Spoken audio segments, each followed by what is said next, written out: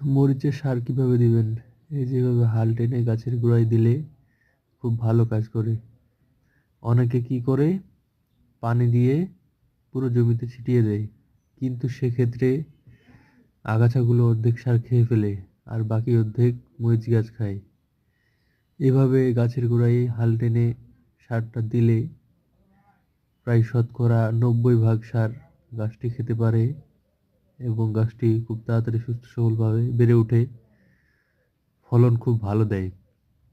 তাই একটু কষ্ট করে হাল টেনে যদি এভাবে গাছের গোড়ায় সার দেওয়া যায়, তাহলে মরিচের বাম্পার ফলন হবে। আপনারা সবাই চেষ্টা করবেন এভাবে গাছের গোড়ায় সার দিতে, তাহলে আপনাদের মরিচ অনেক সুন্দর হবে এবং ফলন অনেক ভালো হবে।